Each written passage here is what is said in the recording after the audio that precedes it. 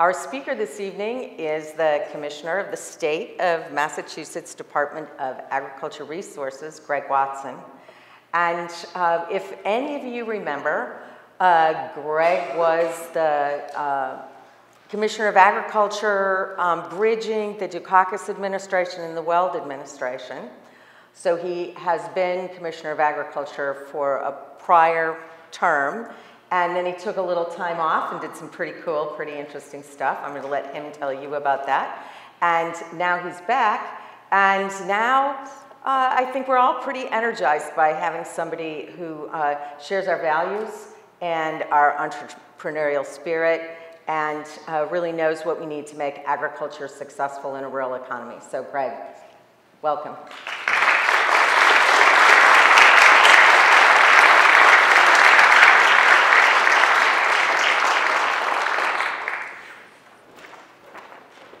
Well, thank you. Thank you all for coming out on this nice spring evening. It's going to happen sooner than later. Actually, I've made a couple of promises, so it definitely has to happen. It's very interesting to come back after having done this for 20 years. I kind of feel like I have a sort of a unique perch to kind of really sort of take a look and assess what has happened here in Massachusetts as far as agriculture over the past 20 years, probably even more so than a lot of you out there, only because sometimes when you're immersed in the system that you're looking at, you kind of don't really see all that's going on and perhaps get the clearest picture. So having done this 20 years ago when we were in Massachusetts still struggling to talk about Massachusetts, get people to think about Massachusetts grown and fresher. The logo was out there and we were kind of getting people to think about it. Farmers markets were starting to come back, but there still was some skepticism about the need for putting the emphasis on local agriculture. And now, 20 years later, come back and see that the demand, sort of interesting, has almost outstripped the supply. In many cases, I think people would say it's outstripped the supply. Frederick Douglass said, if you really want to understand where you are, don't judge yourself by the heights to which you've climbed, but from the depths from which you pulled yourself out of. And if you take that to heart and recognize, I'm going to read a little line from the Agriculture, Food and Policy Agriculture document that Fred Winthrop published in 1976. The number of farms in Massachusetts has declined since World War II from 35,000 to a little more than 6,000. The number of farmland acres has plummeted from over 2 million to about 700,000 in the same period. There is no indication now of any reversal in these alarming trends. In fact, Massachusetts can expect to lose roughly 20,000 acres of farmland or 200 farm businesses per year if no statewide action is taken to preserve this vital resource. That was in 1976, and this was about 3 years after there was a commission formed. The governor put together a commission, and it was headed by Professor Goldberg from Harvard. And basically, he was charged with sort of taking a hard look. And by the way, I think the most interesting thing about that is that for the most part, I think the general public, and probably even members of the legislature, didn't see any problem with Massachusetts relinquishing its ability to grow food. They just saw that, that's probably inevitable. We're a high-tech state. It's okay that we import from California and other countries, 3,000-mile-long food chain. In fact, we don't, let's look at the weather. They probably looked at the weather out here and said, well, why even bother? Energy prices were fairly low, so we took a lot for granted. Kind of like reminds me, I'm not going to digress too much. Susan made me have notes, so she said, so I'll stay on track here. So I'm going to do that for the most part. But the attitude, and it sort of reflected my first meeting at the National Association of State Departments of Agriculture. There is that organization, and right after I became commissioner in 1990, I went to my first meeting. I was late, and and I kind of barged in, the door slammed open, everybody turned around, looked at me, and came down. I was a little conspicuous being in this particular meeting, and I sat down next to, I think, the Secretary of Agriculture. I think it was from many of you probably heard this story, so just indulge me. And from North Carolina, he looked at me, had a kind of a twinkle in his eye, and he said to me, what y'all grow in Massachusetts? And I said, okay, this is kind of a test, but I was ready, and I told him all the things, the cranberry, the apples, the pea, everything that I should have said everything that you probably eat that, that's not commodity, but I wasn't ready for that. I kind of was a little timid, so he kind of, and he kind of went back to listening to whatever the Secretary Madigan was saying at the time. But then he turned to me one more time, a little later, still had kind of a twinkle in his eye, and he said to me, "You do know, son, that had this country been settled from the west coast to the east, Massachusetts would have been a national park."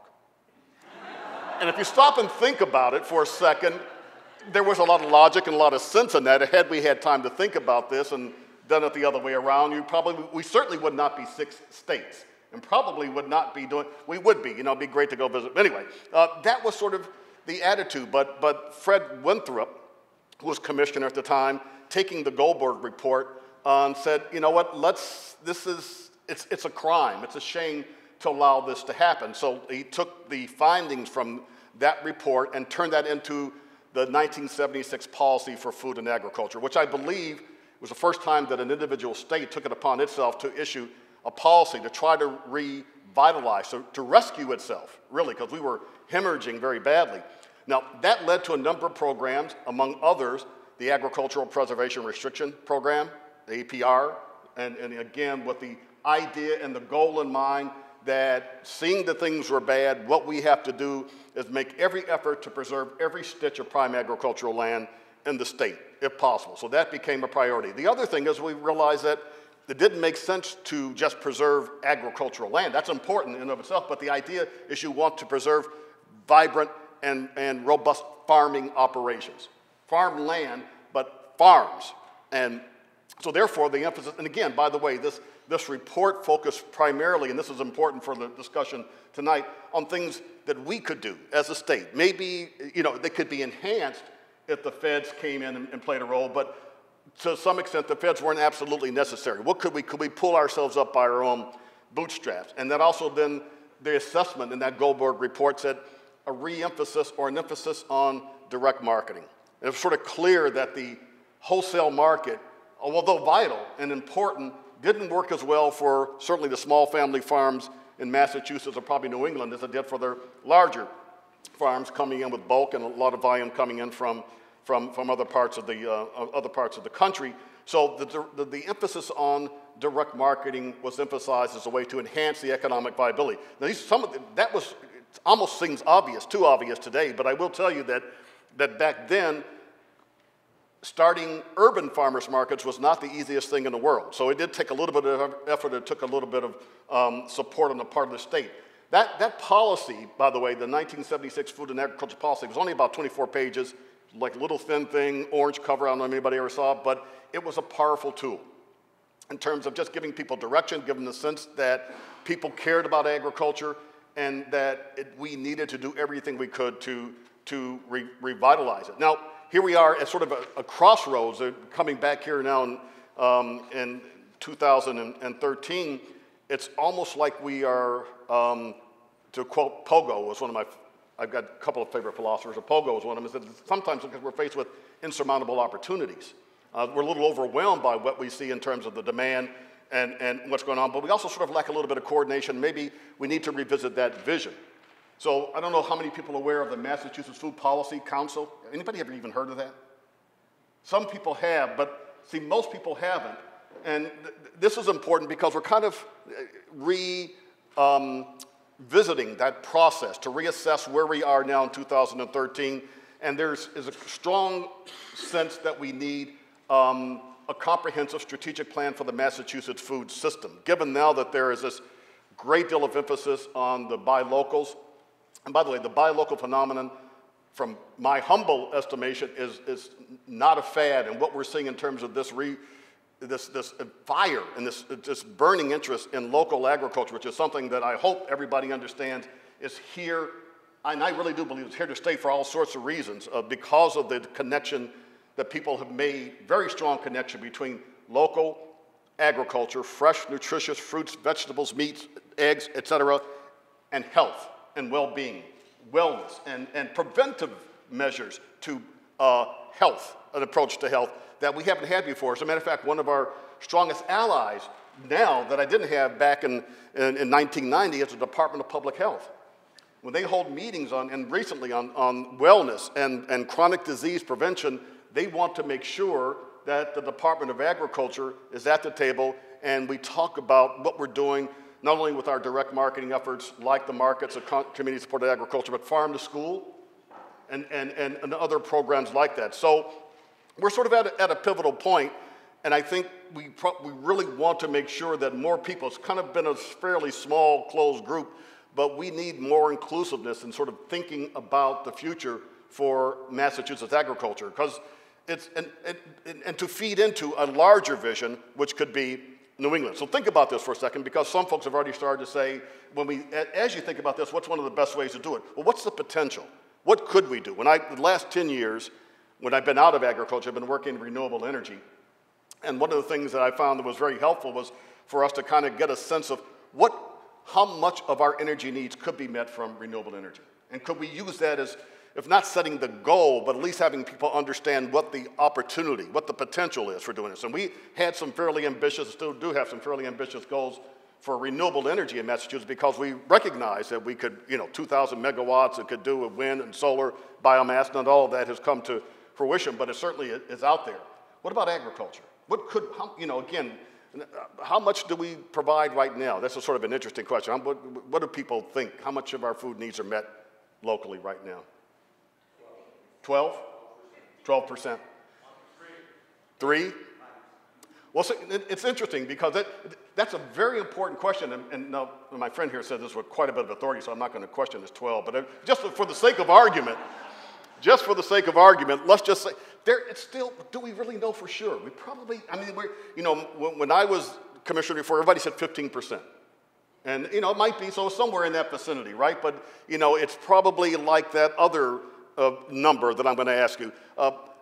What's the average distance of food travels in this country from farm to plate? Anybody? 1,500 miles. 2,000. Well, according to Slate magazine, it's 1,500 miles, and they cite the place where this was first done, and it was, now I'm going to have to excuse me because the gray is starting, but they said it was 2001 in a study done by a think tank. Now, we know that 1,500 miles was floating out there long before 2001, right? And I can tell you that I used to use the 1,500 miles as the average distance of food travels when I was commissioner the first time around, and somebody actually called me on it, and they wanted to know the citation. Where did that come from? And I didn't want to appear like I just pulled it out of thin air, so I thought about it for a second, and I said, I think there was a CIA report. And they wanted to know the average, they wanted to know how vulnerable our lines of supply were, and so they looked at energy and they looked at food. And therefore, I can't give you the citation because obviously it's confidential information. But I don't know that we know that for sure, but I'm pretty sure we don't quite know how much of our food needs are being met right now, but I believe it's probably that 10 to 15, let's say 10 to 15%. How much could we produce? How much of our food needs, and not just Massachusetts, but regionally? And of course, not counting grains, tropical fruits, other things we want to eat and drink, because coffee. So we know we're going to import something. We'll never become totally self-sufficient, because personally, I will make sure we'll always have coffee.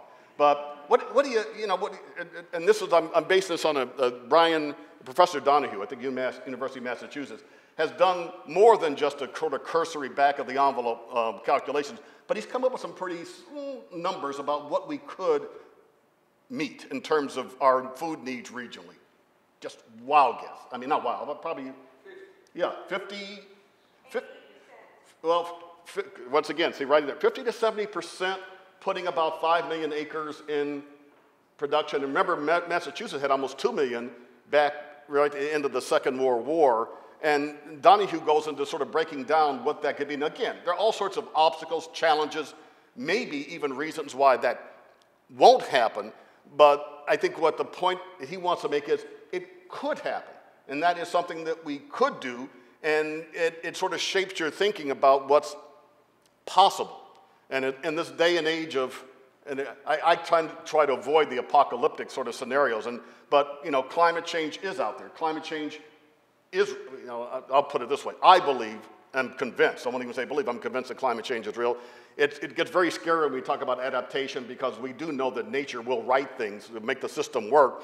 And when you start talking about adaptation, it's kind of difficult to know how nature will do it. And you get into a really sort of interesting crap game when you do that. But food security, there are a number of reasons why we want to take a look at our food system and figure out what we may, how we can do that. So we're at I think, sort of like a juncture, fork in the road. My other favorite philosopher is Yogi Berra, who said, when you come to a fork in the road, take it.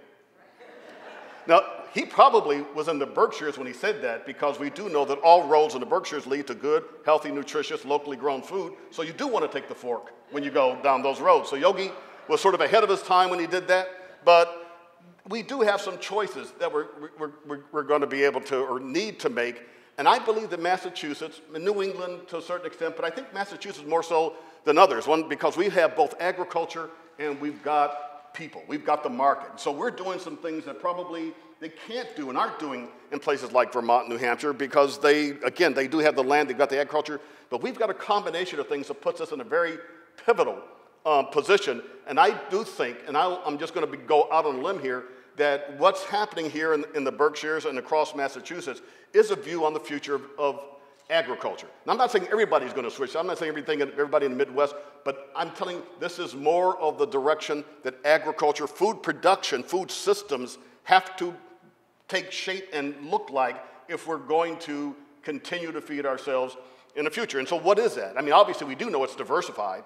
And again, if you look at a list, I don't have it with me, I used to use it in slideshows, but people are pretty amazed at the diversity of crops that we grow in Massachusetts. They're even pretty amazed at our ranking nationally with a number of our crops, second in cranberries, second in blueberries, and other things that people say, really? Massachusetts is doing that much in the time? Yeah, we kind of do quite a bit in that regard. And it's a lot different than what Earl Butz, remember Earl Butz? Back in 1976, remember, when he was Secretary of Agriculture, his notion of what agriculture should be was, and I kind of quote this, it's get big or get out. And he urged farmers to plant commodity crops like corn from fence row to fence row. And basically, you do remember this, he was very proud of the fact that America had gone from a country where it took 70% of the people to feed the country to where it was down to maybe 4%. There was a conscious, now, and I don't know how I can emphasize it more, a conscious effort and decision to take farmers off the land. They should be in factories. They should be, and we don't need farmers. And we need corporate operations. We need agribusiness. And the way you judge their success was in New York Stock Exchange, not stuff that we're talking about here. One other quote that was from someone years before Earl Butz. This is Henry A. Wallace. You know Henry A. Wallace, secretary, and he was responsible for a book called Men and Soils. You can excuse the men because that was 1938, but in Soils. And it was a yearbook of agriculture in 1938. He was secretary. And he said things like this: the earth is mother to us all, plants, animals, and men. The phosphorus and calcium of the earth build our skeletons and nervous systems. Everything else our bodies need except air and sun comes from the earth. Nature treats earth kindly. Man treats her harshly. He overplows the cropland, overgrazes the pasture land, overcuts the timberland. He destroys millions of acres completely.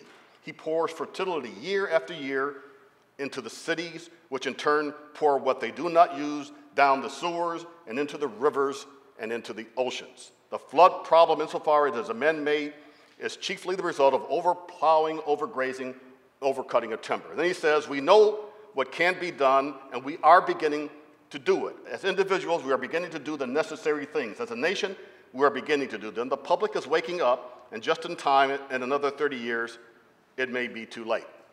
Well, that was 1938. This was the Secretary of Agriculture, and that could be the primer for sustainable agriculture, right, in the country in 2013. But that vision was preempted by the Butz vision in 1976, and clearly what's happening here is this fork in the road, what you have taken chosen to take, and I think many others around the state, is the path that was described by Henry A. Wallace. There is sort of a revolution going on in the state. I'm not using the term lightly. Again, I'm taking my position coming back after having not been here for 20 years, not been in agriculture for 20 years, coming back, and among other things, seeing these clusters of innovation, agriculture innovation, the buy local activities or initiatives sort of being the centerpiece and the catalyst, but these are community building. These are more than just agricultural initiatives, which is why I was really thrilled when I got at least a think paper or white paper from Susan and the E.F. Schumacher Society, which is talking about expanding the notion of CSAs. And CSAs have even gone through a little bit of a revolution or evolution over the past couple of decades. Community-supported agriculture. I was in Truro a while back, and then someone mentioned, do you know about our recent CSR, which is, you probably know, community-supported restaurants. And so you got restaurants doing the same thing that, again, buying shares in advance, investing in farms, and taking the risk but sharing the bounty. But the notion that, and I hope I'm not preempting or spoiling anything here, of community-supported industry, community-supported enterprises that say, can we go beyond and expand beyond agriculture and look at other community building and community and economic activities, and also envision that they'll be supported by the community. And that becomes part of the, as Jane Jacobs, who has certainly inspired me when I was at the Dudley Street Neighborhood Initiative in terms of her views about how to build cities and sustainable urban economies, suggested the same thing in terms of import substitution for, as a way of economic development. So there is a lot going on here. There also, by the way, as I look at this, one of the most exciting things about coming back was seeing a lot of familiar faces here that were here 20 years ago, and they're still farming, and those farms are still viable. Probably, but even, yeah, that is room and reason to be grateful and to applaud. But the other thing that's happening are the number of young faces that, in many cases, I would even dare say some of them probably weren't even born, or were certainly in diapers the first time around. But the interest in agriculture among young people is, and serious interest, people who understand what farming is.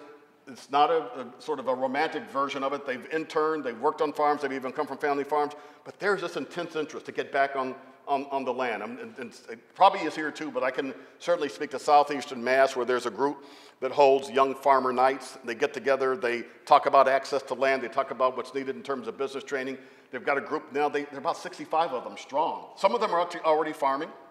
Jim Buckle's a guy I met, and he's selling eggs, he's doing direct marketing as much as he possibly can, and he's doing this right now, sometimes $2,800, $3,000 at winter markets. And so I said, what are you doing? He said, I'm selling eggs, I'm selling anything I can get my hands on. But he said, I need more land. I need more land. And so what we're finding is that, when 20 years ago, farmers markets were pretty seasonal. They were like in the summer. Now they're year-round. They're winter markets, and people are sort of, and almost expecting these things to happen. There's a plan on the books, as probably to develop a Boston public market, a year-round market for farmers, farm products, downtown Boston, that in essence is the same thing as what Faneuil Hall originally was. Faneuil Hall was a marketplace where farmers come in and sell their produce to citizens of Boston to support the farming community. It's gotten off that path. Obviously, it's still a very vibrant marketplace, but it's not the same place.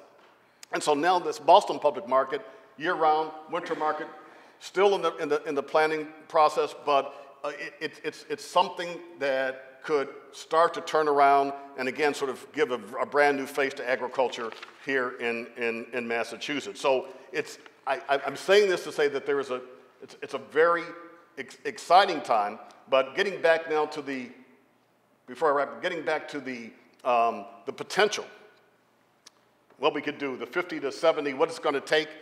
Well, it's going to take a lot more land, and it's going to take some interest, some different models of how we do things, sort of like the community-supported industry guys. It's going to take, I think, and I'm pretty convinced, urban agriculture. Last Saturday, we had a meeting at the Roxbury Community College right in the heart of Boston on urban agriculture, and we had 350 people and 150 people on a waiting list to get in that couldn't get in. And this is about it's an evolution. This is not about backyard gardening, and it's not about community gardening. It's about commercial farming in cities.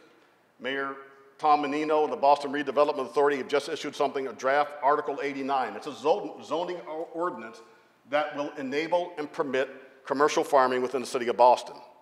And now some of this is going to be, could be land-based, and of course there are all sorts of issues, you understand that. There are issues of land and the quality of land, right? Because you're talking about probably in most cases brownfields. So right now everything that's being done in terms of the urban agriculture now is being done on raised beds with obviously a barrier to, you're not planting directly in the soil, but you are also seeing interest in, and you talk about where are some of the perhaps the most available uncontested areas for growing in Boston, it's rooftops.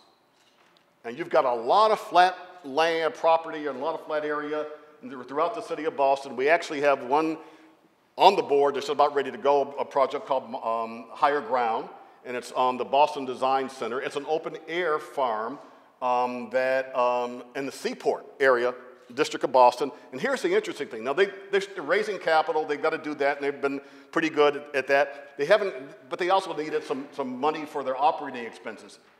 This is sort of the new face of farming. So what did they do? Some of you probably know, they went on Kickstarter. They're using social media. They raised somewhere around $27,000 within a matter of days from strangers with no obligations, no payback. It's sort of saying anything you can, and what they did though was they presented their vision. They made a compelling argument. You do a video, that's what Kickstarter does, and you say, here's what I'm about. Would you please invest, help us? And what you could do is, you might get you can get anything from a postcard or maybe a t-shirt or a tote bag, or you could do like I do and say, I don't want anything, I want the full amount to go to support your effort.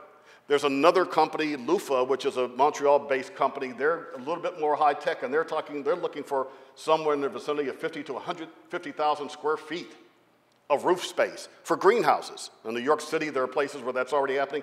And here's the, and they're very serious about it. And so Somerville is all city of Somerville. We can envision Lowell, you can see Holyoke, you can see, and I was approached here, you can see great, the Berkshires. There are areas. No, there are areas where you could certainly see that happening. But as I close, let me say, but here's sort of the struggle, and this is what we have to work with. Even at the urban farming, farmers still have to make a business. You make a living and you need to make a profit. One of the goals of the Food Policy Council, and it's certainly a goal of the Department of Food and Agriculture, is to increase access, fresh, nutritious food to people most in need. And that's folks on fixed and low income. So you've got a little bit of a tension here, right? Because what do farmers need to sell their produce, their crops, their meat, and so that they can actually make a good living? And is that going to be something that's affordable for folks? Because we've already heard, again, we do know the hidden subsidies, or the subsidies, maybe they aren't even so hidden, work so that in many cases, it's stuff that comes from far away still can be sold cheaper than produce that's sold locally for all sorts of reasons. If you probably took away the water subsidies from out there in California, you would probably, there's no way we'd probably be able to touch any of the stuff that's produced there, but the Colorado River dries up right before it empties into the Gulf because of the demands on water, but the water breaks, the subsidies make it happen. So here's where the sort of, just going to end on infrastructure, physical infrastructure, institutional infrastructure, financial infrastructures. Gus Schumacher, who was my predecessor as commissioner back in the 1990s, worked hard to put together programs like the WIC program for farmers markets. He now has a program called Veggie Prescriptions. He's raised over $500,000. Veggie Prescriptions, what's that?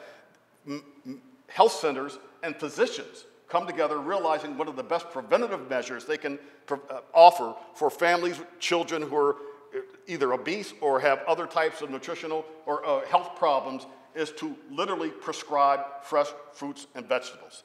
And there are now institutions, insurance companies, in some cases hospitals and foundations that are providing the money to not just give these folks a prescription, but give them a voucher that can only be redeemed for fresh fruits and vegetables at CSAs or farmers markets. And that's part of the infrastructure that we have to build so this, and some of that's already happening, and we kind of make it easier because of innovations, EBT, readers, so that you can accept these things on your smartphones.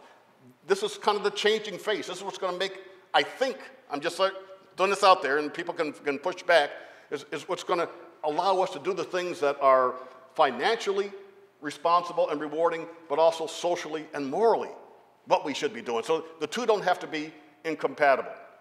Other infrastructure issues are sort of, again, these food hubs. We've got to get a little better at distributing this, locally grown food as much as we possibly can, so that, again, it's easier for you, especially farmers. I do know the farmers markets, which I had a great hand in starting back in the 70s, but still takes a great deal of time, especially if you have to travel in, sit there for 4 hours and do that. But also CSAs can. There's some issues there that we need to address. And finally, there's a great deal of interest in increasing slaughter facilities. This one other sort of type of infrastructure. These year-round markets, particularly the Boston market, is certainly going to feature to the degree that we can the fresh fruits and vegetables, but it's got to have wines, cheeses, meats, poultry, eggs. I mean, and you can close your eyes right now and envision and probably even smell what that market should look like and smell like when you walk in, and it's going to be a success.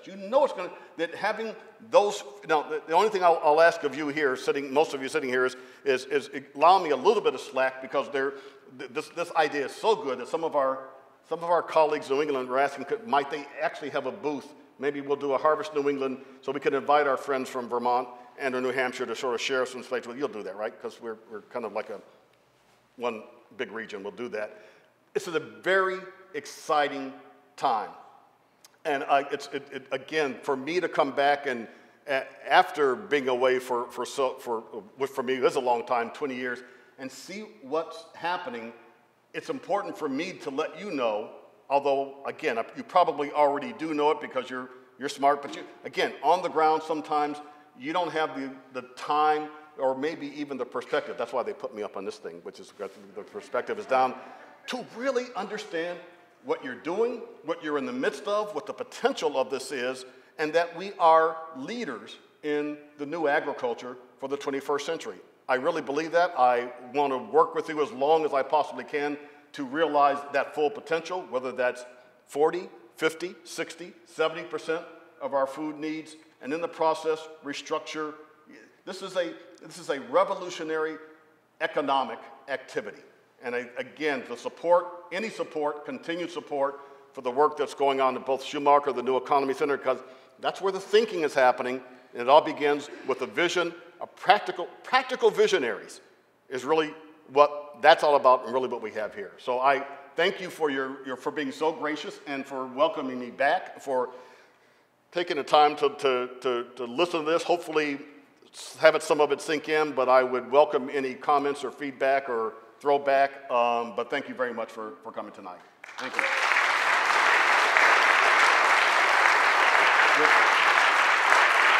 Thank you.